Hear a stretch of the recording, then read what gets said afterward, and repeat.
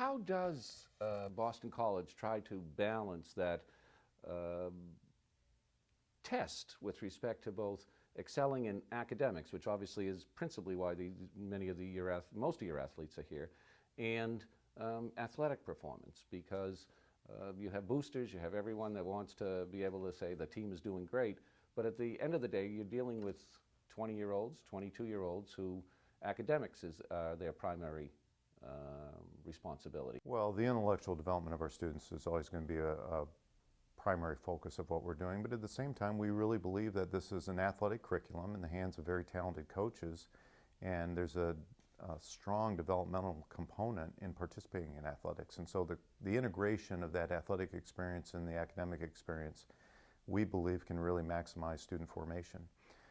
The key is having coaches who recruit students who can thrive in this environment. And it's not for everybody, but we feel like there is an elite group of students out there who can really come to Boston College, fully engage the experiences here, and leave here prepared to lead in whatever endeavors they choose. What makes a great student athlete? It really is a combination of things. It's their experience K through 12, it's their preparation, it's the people who have been around them before they come to Boston College, who have shaped them and influenced them and really help them define their core values.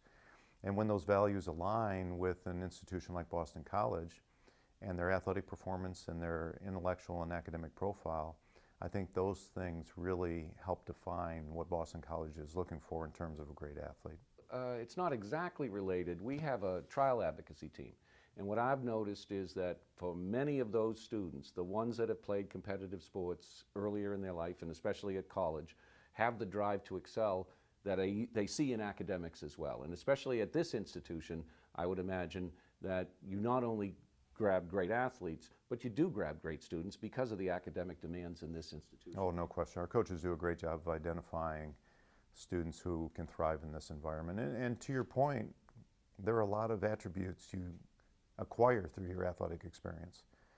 And how those transcend other endeavors that you engage can really contribute to your growth and formation. When you are recruiting athletes, are they generally held to the same academic admission standards as the other students in the building? Well, the quick answer is yes. Will we look at different profiles? Of course, just like other aspects of the institution. Athletics has nothing to do with admissions at Boston College. That's run by our College of Admissions. Despite what the coaches sometimes may want you to do? Yeah, no coach at Boston College wants to bring a student in here who can't thrive in this environment. Any coaches that are doing that are really exploiting the student for their athletic ability. Mm-hmm. That's not the culture that exists here. Now, as they work through the admissions process, at what point then do you start to look at potential scholarships and things along those lines? Coaches are really identifying students sometimes as early as their freshman and sophomore year in high school and looking at their academic engagement at that point in time along with their athletic ability. When you identify students, sophomore, junior year, you really have a good snapshot of what they're capable of doing intellectually as well as what they need to do intellectually to finish out their high school education. And so that pool may be small. What's the message that you would want to get across to those of us sports fans that are interested in both academics, graduation rates, as well as the performance of the teams themselves? Boston College is one of the top-ranked schools in the country, regardless of whatever ranking system you look at. Of those top-ranked schools in the country, there are only 13 that compete in the Power 5 conferences at the highest level of the NCAA. Our student athletes every day are competing against some of the brightest minds in the world in their classrooms, while every week competing against some of the greatest amateur athletes the world has to offer. There aren't a lot of schools that provide that opportunity. And let me ask you a little bit about the graduation rates, because I know at Miami the graduation rates were impressive while you were the athletic director. Boston College has always done very well in that regard as well. Is that a matter of some pride to you in your performance both at Miami, Ohio, and here? A big focus of our department is the retention and graduation of our student athletes, particularly across the distribution of majors.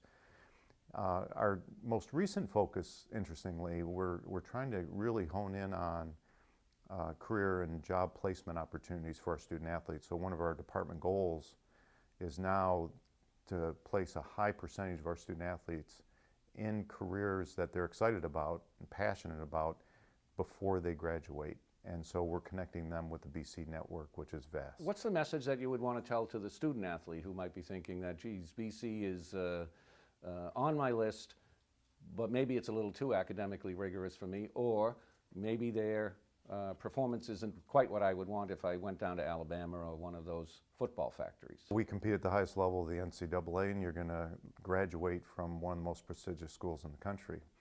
And oh, by the way, we're in this really cool city. So you're going to combine some great attributes and have a wonderful experience. And our coaches are going to care about you as an athlete, but they're going to care about you on and off the field and develop you holistically. This excerpt is brought to you by the Massachusetts School of Law, the leader of reform in legal education and the leader in multimedia education for the public. To view the full interview and for a full listing of MSL's programs, log on to mslaw.edu.